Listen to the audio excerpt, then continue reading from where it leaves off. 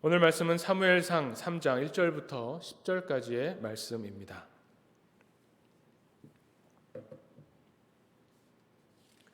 봉독하겠습니다. 아이 사무엘이 엘리 앞에서 여호와를 섬길 때에는 여호와의 말씀이 희귀하여 이상이 흔히 보이지 않았더라. 엘리의 눈이 점점 어두워가서 잘 보지 못하는 그때에 그가 자기 처소에 누웠고 하나님의 등불은 아직 꺼지지 아니하였으며 사무엘은 하나님의 궤에 있는 여호와의 전 안에 누웠더니 여호와께서 사무엘을 부르시는지라 그가 대답하되 내가 여기 있나이다 하고 엘리에게로 달려가서 이르되 당신이 나를 부르셨기로 내가 여기 있나이다 하니 그가 이르되 나는 부르지 아니하였으니 다시 누우라 하는지라 그가 가서 누웠더니 여호와께서 다시 사무엘을 부르시는지라 사무엘이 일어나 엘리에게로 가서 이르되 당신이 나를 부르셨기로 내가 여기 있나이다 하니 그가 대답하되 내 아들아 내가 부르지 아니하였으니 다시 누우라 하니라. 사무엘이 아직 여호와를 알지 못하고 여호와의 말씀도 아직 그에게 나타나지 아니한 때라. 여호와께서 세 번째 사무엘을 부르시는지라 그가 일어나 엘리에게로 가서 이르되 당신이 나를 부르셨기로 내가 여기 있나이다 하니 엘리가 여호와께서 이 아이를 부르신 줄을 깨닫고 엘리가 사무엘에게 이르되 가서 누웠다가 그가 너를 부르시거든 내가 말하기를 여호와여 말씀하옵소서 주의 종이 듣겠나이다 하라 하니 이에 사무엘이 가서 자기 처소에 누우니라. 여호와께서 임하여 서서 전과 같이 사무엘아 사무엘아 부르시는지라 사무엘이 이르되 말씀하옵소서 주의 종이 듣겠나이다 하니 아멘. 네, 오늘 말씀은 사무엘상 3장 1절부터 나오는 말씀입니다. 사실은 쭉 이어지는데 하나님께서 사무엘을 부르신, 그래서 우리가 사무엘의 소명 사건으로 많이 알고 있는 그런 말씀입니다. 오늘 말씀의 제목을 주의 종이 듣겠나이다로 정했습니다. 오늘 본문의 말씀을 읽어보면 이 주의 종이 듣겠나이다라는 말이 두 번 나옵니다. 엘리가 사무엘에게 가르쳐주죠. 주의 종이 듣겠나이다라고 응답해라. 그랬더니 사무엘이 그대로 했고 이후에 11절부터는 하나님께서 사무엘에게 주시는 말씀에 대한 내용이 나옵니다. 이 사무엘의 소명 사건 이야기를 들으면서 우리가 흔히 생각하는 것은 하나님의 음성을 듣는 것, 하나님이 나를 부르시고 나에게 어떤 말씀을 주셔서 하나님의 음성을 듣게 되는 것 얼마나 좋을까. 이 사무엘의 이야기를 보면 참 부러운 마음이 듭니다.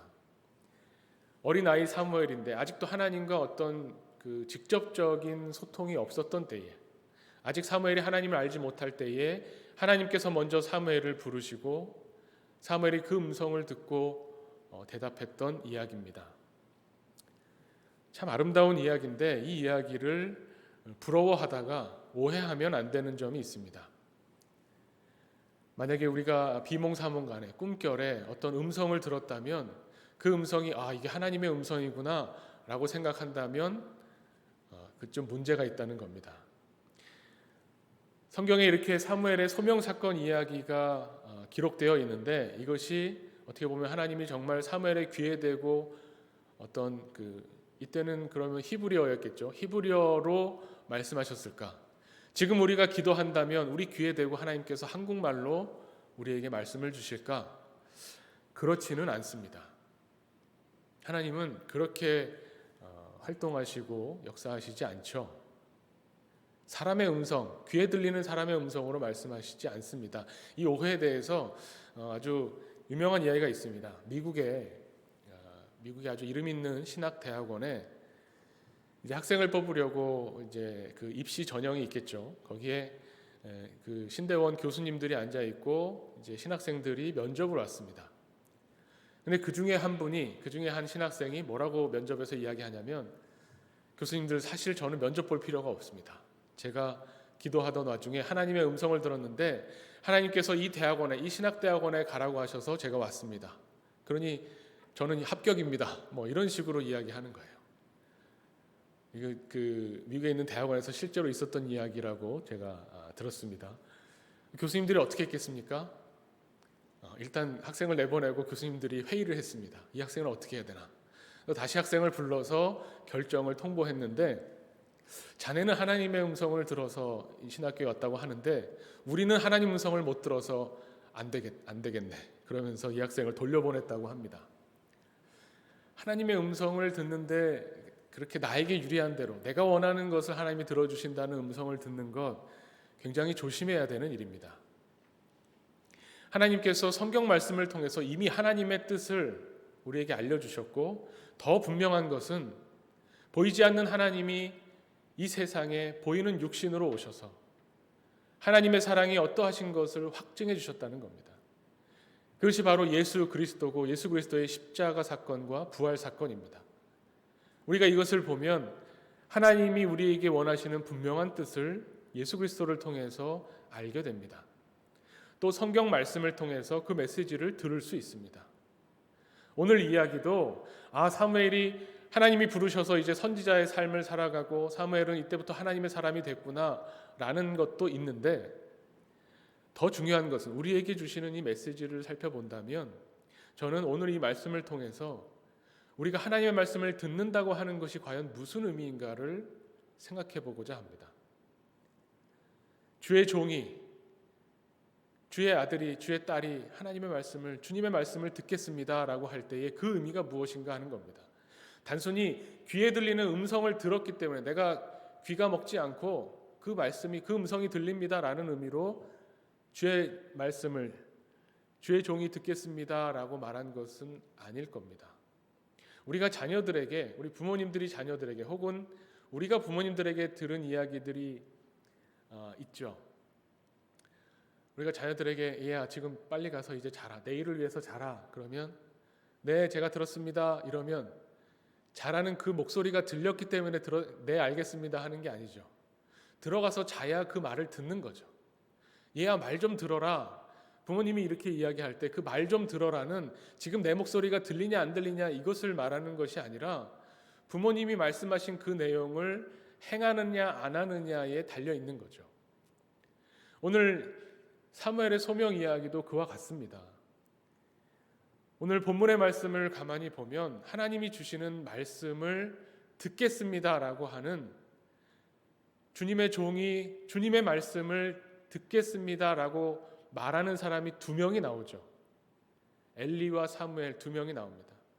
그런데 그 엘리와 사무엘의 이후의 삶과 이후의 마음이 어떠했는가를 오늘 말씀을 통해 볼 수 있습니다. 먼저 오늘 스토리는 이렇습니다. 사무엘을 아실 겁니다. 이제 그 사무엘의 어머니 한나가 사무엘이 태어나기 전에 아이를 낳지 못해서 하나님께 간절히 기도했습니다. 아이를 낳게 해달라고.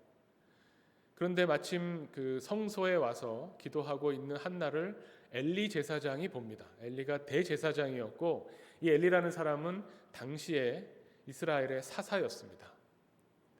그런데 이 한나가 기도를 하는데 너무나 그 간절하게 기도하다 보니 입술은 벌리면서 소리는 나지 않게 기도하고 있었는데 술 취한 줄 알고 술 취한 생활을 끊으라 이렇게 엘리가 이야기할 때 내가 이만저만해서 아이를 너무 낳고 싶은데 아이를 갖지 못해서 하나님 앞에 이렇게 기도하고 있습니다 했더니 엘리가 축복의 말을 축복해주며 보냅니다.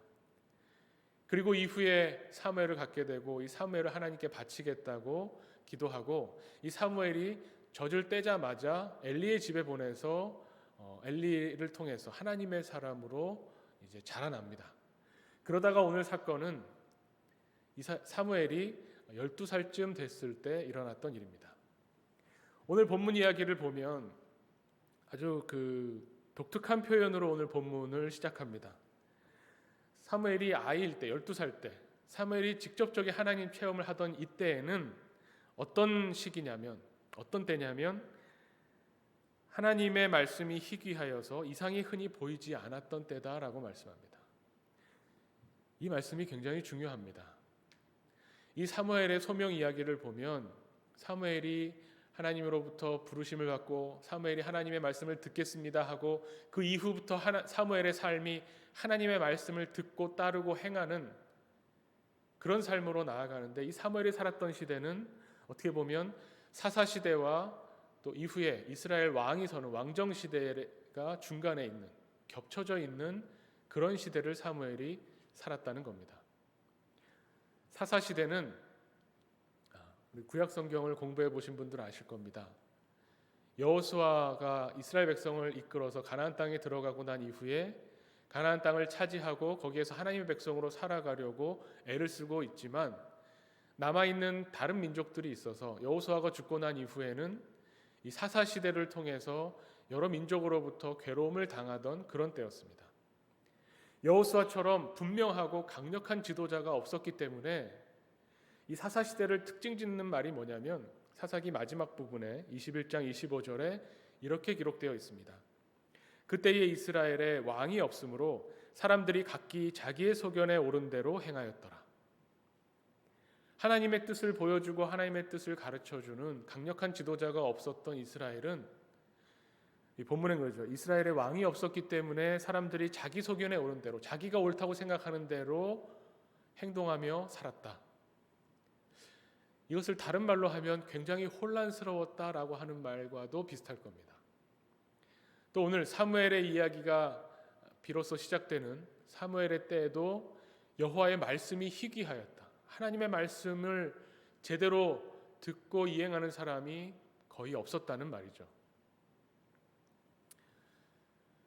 이것을 본다면 이스라엘에 왕이 없었기 때문에 그래서 사사시대 이후에 이제 사무엘이 기름을 부어서 2명의 왕을 세웁니다. 사울 왕을 세우고 다윗 왕을 세우죠. 이후에 다윗 왕조가 쭉 이어져 나갑니다. 그러니까 이스라엘의 문제는 왕이 없었기 때문이구나라고 생각할 수 있는데 사실 여기서 말하는 왕이 누굽니까? 사사시대를 마무리하며 이제 새로운 왕정 시대가 시작되는 요때에 사무엘이 활동했는데 하나님께서 사무엘을 통해서 이스라엘의 왕을 주시고 그래서 이 이스라엘을 안정화시키려고 하시나 보다라고 생각한다면 조금 더 보셔야 됩니다. 이스라엘에 왕이 없었기 때문에 사람들이 자기 하고 싶은 대로 했다고 하는 이 말씀은 사실 이스라엘에 왕이 없었던 건 아니죠. 이스라엘 왕은 누구십니까? 하나님이십니다. 이 사사기 시대를 통틀어서 하나님이 사사를 통해서 이스라엘 백성에게 가르쳐 주시고자 했던 것은 뭐냐면 너희들 중에 누구 뛰어난 사람, 너희들 중에 누구 아주 대단한 능력을 가진 사람이 너희를 다스리고 너희를 인도하면 되는 것이 아니라 이스라엘 하나님의 백성의 왕은 하나님이시다 라고 하는 것을 사사시대를 통해서 또 사사를 통해서 하나님이 가르쳐 주시기를 원했다는 겁니다. 이스라엘에 왕이 없는 것이 아니라 이스라엘에는 왕이 하나님이신데 사람들이 그것을 몰랐기 때문에 또 그것을 알고 싶어 하지 않기 때문에 또 알아도 그것을 거부했기 때문에 그래서 사사시대는 혼란스러웠고 하나님이 왕이심에도 불구하고 자기가 원하는 대로 자기가 보기 좋은 대로 행했다라는 겁니다. 그것을 다른 말로 표현했더니 오늘 말씀처럼 여호와의 말씀이 희귀하였다. 아무도 하나님 말씀을 듣는 사람이 없고요. 아무도 하나님 말씀을 듣고 따르는 사람이 거의 없었다는 거죠. 그런데 이때에 하나님 말씀을 듣고 하나님 말씀을 선포하고 하나님 말씀을 가르치고 하나님 말씀을 따르도록 했어야 되는 역할을 맡은 사람이 누구였냐면 엘리라고 하는 제사장이면서 사사였던 사람이라는 겁니다.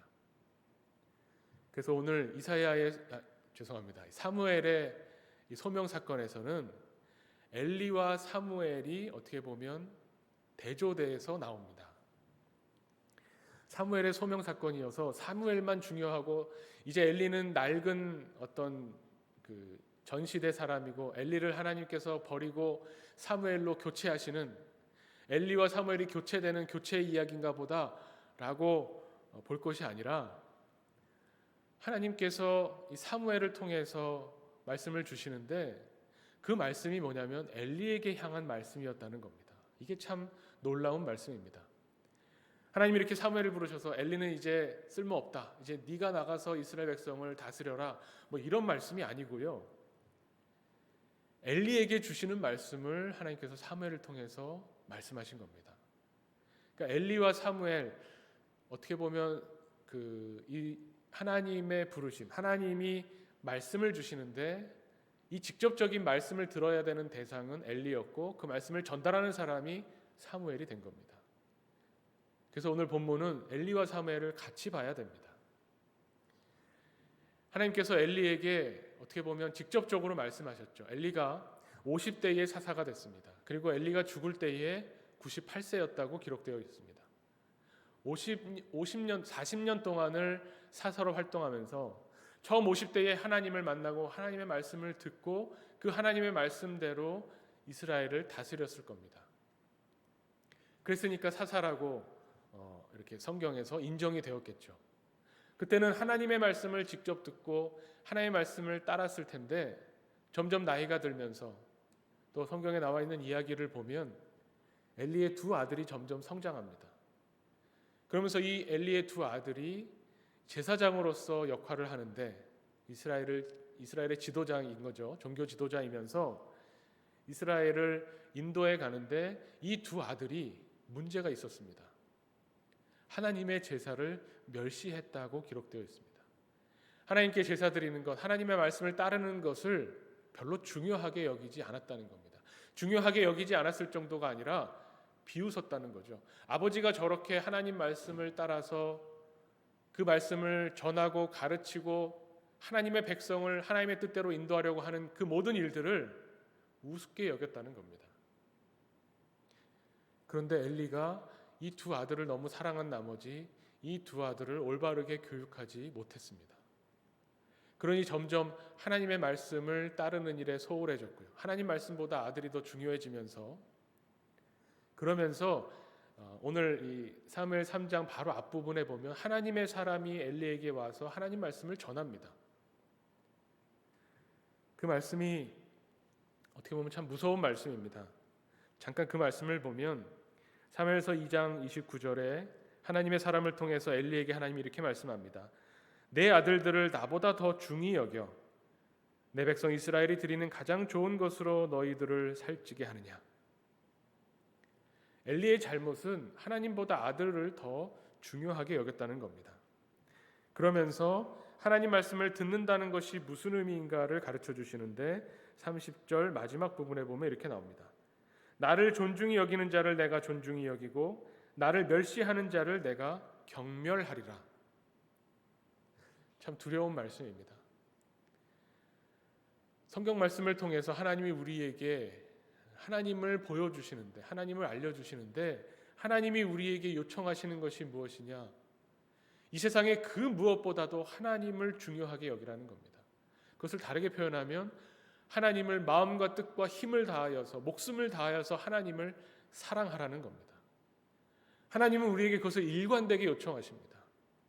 우리가 하나님과 관계를 맺으면 하나님이 우리를 창조하시고 우리를 이 땅에 인간으로 존재하게 하시는 그 모든 것이 하나님을 사랑하고 하나님을 귀중하게 여기고 하나님과 교제하며 하나님과 사랑하게 하시겠다라는 것이 하나님이 우리를 향해서 하시는 말씀입니다.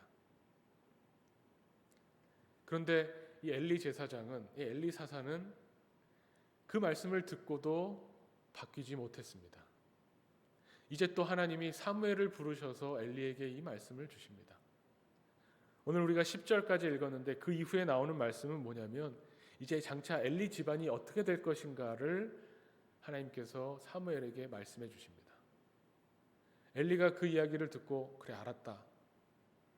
그리고 또 뭔가 엘리가 바뀌거나 변했다고 하는 내용이 나오지 않습니다. 결국은 하나님께서 사무엘을 통해 주신 말씀이 뒤에 가면 이루어집니다. 이 내용을 보면 저는 이것이 그래서 엘리라고 하는 사람은 하나님의 사람이 아닌 거고 엘리라고 하는 사람은 본받지 말아야 되고 사무엘을 본받아야 되고 이렇게 단순히 이분법적으로 혹은 또 이 사람과 사람 이 사람은 못난 사람이고 이 사람은 성경에서 위인이고 이것을 나누려고 하는 것이 아닙니다. 저는 이 하나님이 부르시는 지금도 우리를 향해서 하나님께서 부르시고 있는 우리를 향해서 부르시는 이 하나님 말씀을 우리가 들을 때에 주님, 우리가 주님의 말씀을 듣겠습니다라고 고백하는 우리가 되어야 할 텐데 그러려면 어떤 것에 우리가 관심을 집중하고 마음의 중심을 잡아야 되는 것인가 하는 것을 오늘 말씀을 통해서 보려고 하는 겁니다. 결국 저는 이 말씀이 어떤 사람에 대한 이야기라기보다는 우리 안에 있는 이것을 꼭 엘리와 사무엘을 두 사람으로 볼 것이 아니라 지금 우리에게 이 두 가지 마음, 또 두 가지 관심이 있는 것이 아닐까, 이렇게 오늘 말씀을 묵상해 봤습니다. 엘리라고 하는 사람으로 대표되는 우리의 하나의 모습은 어떤 것이냐면 하나님보다 더 중요한 것이 있는 사람입니다. 그런 우리의 마음입니다. 우리가 신앙생활을 한다고 하고 예수를 그리스도라고 고백하면서 이 세상에서 하나님이 우리를 얼마나 사랑하시는지를 선포해야 되는 역할을 맡았는데, 우리가 이 세상을 살면서 우리도 이 세상에 하나님보다 더 중요한 것, 그것이 어떤 것인지 아마 각자 다를 수 있습니다. 하나님보다 더 중요하다고 여기는 것, 우리가 그것을 의식하건 의식하지 못하건 항상 마음 쏟고 관심 가지고 그것의 골몰에 있는 그 어떤 것이 있다면, 그러면 하나님께서는 오늘 엘리 제사장에게 하시는 것처럼 무서운 경고를 우리에게 하시는 겁니다. 하나님을 중요하게 여기지 않는 사람은 나도 너를 중요하게 여기지 않겠다. 하나님이 그렇게 말씀하십니다. 우리가 이 세상을 살면서 하나님보다 더 중요한 다른 것에 매여 산다면, 하나님을 가장 중요하고 가장 귀한 분으로 우리 마음에 모시고 살지 못한다면 하나님도 우리를 귀하게 여기지 않으실 거라는 그런 말씀이죠. 이 엘리 제사장의 이야기를 보면요, 이 성경에 그 아주 상징적으로 표현을 우리에게 해주고 있습니다. 그 엘리 제사장의 이야기가 아까 말씀드린 대로 1장, 2장, 3장 또 뒤에 나오는 4장에 걸쳐서 이야기가 나오는데, 이 엘리 제사장이 나중에 98세에 죽었다고 말씀드렸죠. 그 죽을 때에 엘리를 뭐라고 표현하냐면 이렇게 표현합니다. 사무엘상 4장 4장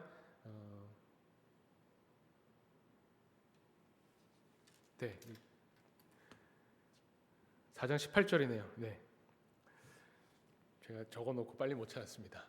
그 사무엘상 4장 18절 말씀을 보면 엘리를 뭐라고 하냐면 엘리가 이제 죽을 때에 의자에서 넘어져서 죽었습니다. 근데 이 엘리가 비둔한 사람이다 이렇게 표현합니다. 비둔했기 때문에 죽음을 맞이했다 이렇게 이야기하죠. 근데 이 비둔하다, 비대하다라고 하는 히브리 원어가 뭐냐면 카봇입니다. 이 카봇이라는 말이 이 히브리어가 두 가지 의미가 있는데 아주 무겁다라고 하는 의미가 있습니다.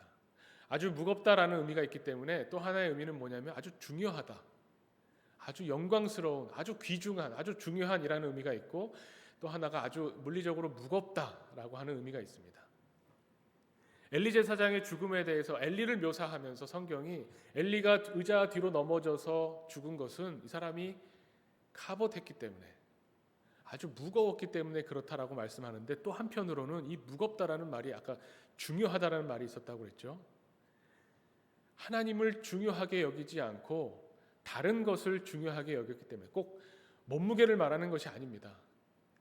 이 세상에 다른 것을 중요하게 여기고 하나님을 중요하게 여기지 않았던, 세상의 것을 중요하게 여기고 여기에 무게를 두었던 이 엘리가 결국 그것 때문에 죽게 되었다라고 성경이 표현하고 있다는 겁니다. 그래서 그 뒤에 보면 이 카봇이라는 이 말이 어디에 또 나오냐면, 그러니까 이 두 아들이 전쟁에 나가서 죽었다는 소식을 듣고 엘리가 의자 뒤로 넘어져서 죽게 되고, 그 소식을 들은 며느리, 엘리 제사장의 며느리가 아이를 낳았는데, 아이를 낳으면서 이 아이를 이름을 뭐라고 짓냐면 이가봇이라고 지었다는 겁니다. 이가봇, 하나님의 영광이 떠났다. 그러니까 하나님에 대한 영광, 아까 중요한 것, 무거운 것이고 중요한 것, 그 중요한 것에 조금 더 발전적인 의미로 영광이라는 의미를 담고 있는데, 하나님의 영광이, 하나님이 우리를 중히 여기셨던 것이 이제 어디로 갔는가, 떠나갔다라고 이카봇이라고 아들 이름을 지었다는 겁니다. 이것이 엘리 집안의 이야기를 상징적으로 보여주죠. 아까 말씀드린 것처럼 다시 돌아가서 사무엘상 2장 30절에 나를 존중히 여기는 자를 내가 존중히 여기고 나를 멸시하는 자를 내가 경멸하리라 말씀하실 때에, 히브리어로 보면 여기서 나를 존중하는 자가 카봇입니다. 하나님을 무겁게 여기고 하나님의 영광을 중요하게 여기는 사람을 하나님도 중요하게 여기고 귀하게 대해 주신다는 겁니다. 엘리는 이것을 소홀히 했기 때문에, 하나님보다 다른 것을 더 중요하게 여기고 다른 것에 더 무게를 두었기 때문에 결국은 하나님의 영광이, 하나님의 사랑이 어떻게 보면 떠나갔다라고 하는 것이 엘리에 얽혀 있는 스토리라는 거죠. 그럼 이와 다르게 사무엘은 어떻게 다를까요? 먼저 사무엘이 이 엘리가, 오늘 본문에 보면 엘리가 사무엘에게 가르쳐 주죠. 이렇게 말해라. 주의 종이 듣겠나이다. 이렇게 말해라. 본인은 그렇게 말하면서 하나님 말씀을 듣지 않았죠. 근데 사무엘은 가르쳐 준 대로 곧이곧대로 그렇게 이야기합니다. 하나님이 부르실 때에 주님, 주의 종이 듣겠습니다. 주의 종이 듣겠나이다 라고 대답하죠. 그랬더니 하나님이 엘리에 관한, 어떻게 보면 엘리가 어떻게 망할 것인지를 말씀합니다. 근데 여기에 대해서 사무엘은 하나님의 말씀을 정말 듣습니다. 엘리에게 가서 이 말을 전해라 라고 말씀하셨는데 정말로 가서 전합니다.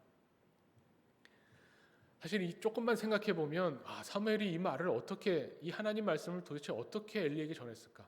당신 집안이 망합니다. 당신 집안에서는 이제 앞으로 대대로 노인으로 죽는 사람 없을 겁니다. 당신이 자녀들을 낳으면, 손자들을 낳으면 다 젊어서 죽을 겁니다.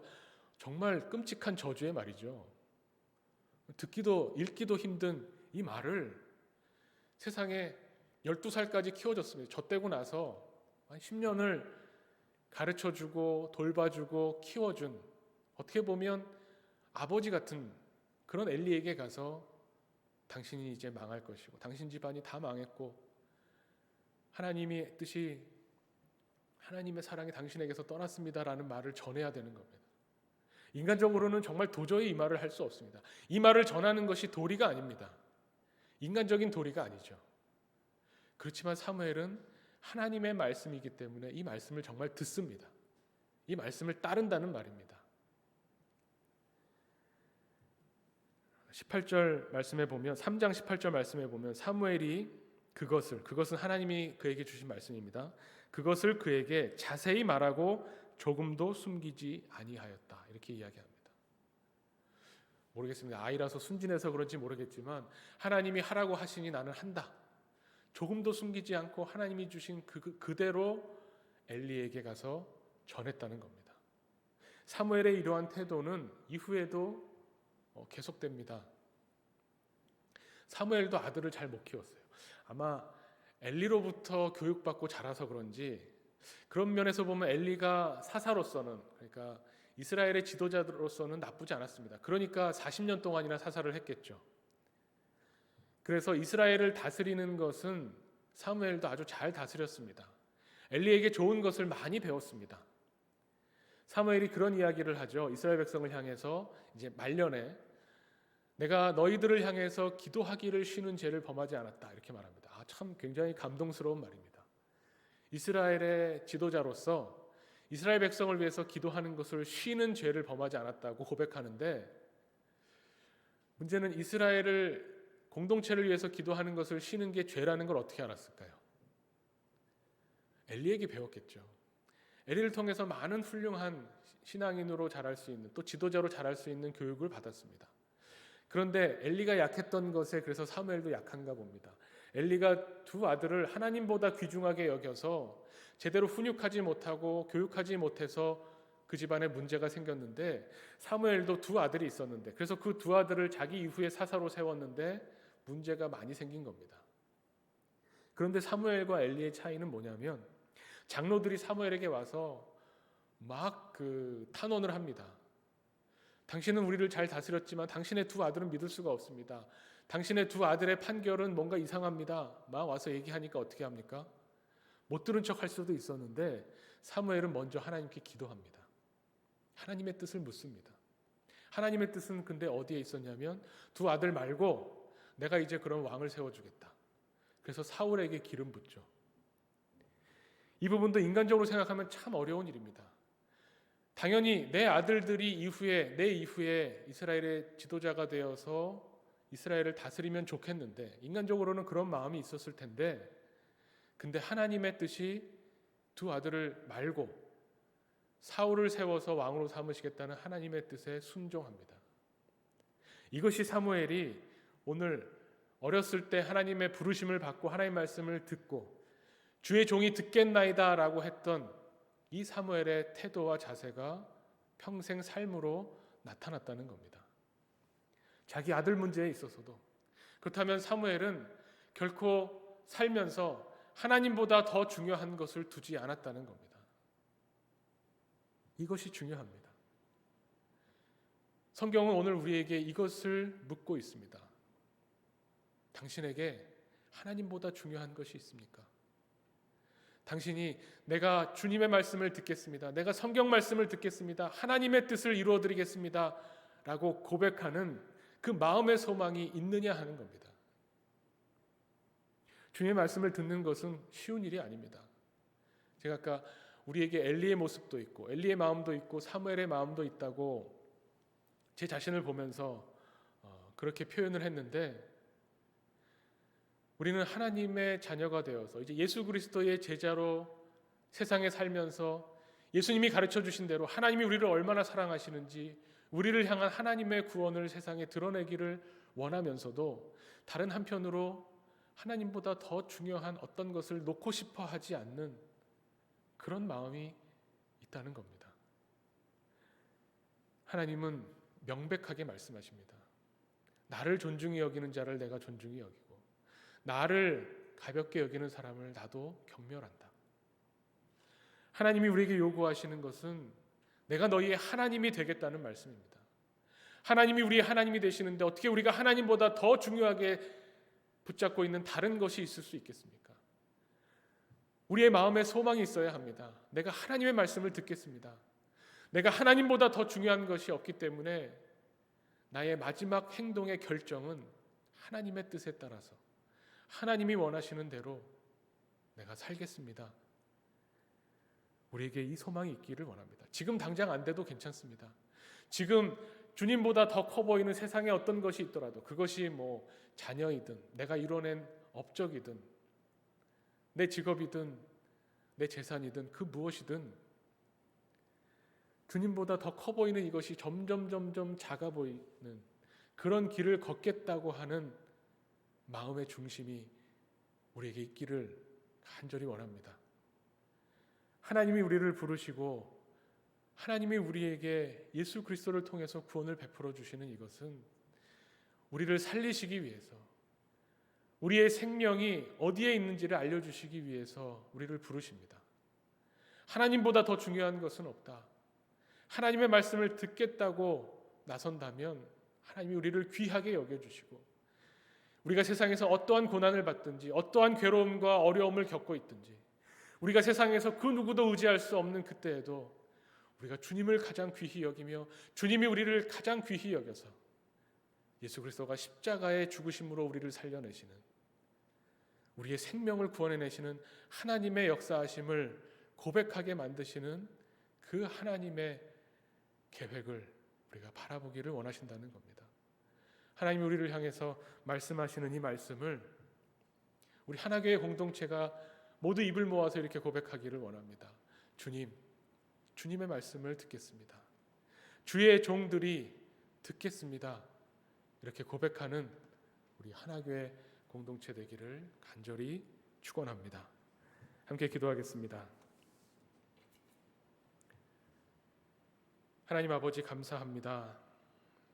오늘 사무엘을 부르신 말씀을 통해서 우리를 부르시는 주님의 음성을 우리가 듣기를 원합니다. 우리를 부르셔서 하나님 자녀로 삼아 주시고 예수 그리스도를 우리에게 보내셔서 구원을 이루어 주시며 그 예수 그리스도의 말씀을 따라 제자로 살아가는 귀한 복을 우리에게 허락하신 하나님, 우리가 하나님의 말씀을 듣는 하나님의 사람들이 되기를 원합니다. 이 세상 무엇보다도 하나님을 귀히 여기고 중요하게 여기는 하나님의 사람으로 살아가기를 마음에 품고 소망하오니 주여 우리와 동행하여 주시고 우리의 심령 가운데 하나님의 영으로 충만케 하여 주시옵소서. 예수 그리스도의 이름으로 기도하옵나이다. 아멘.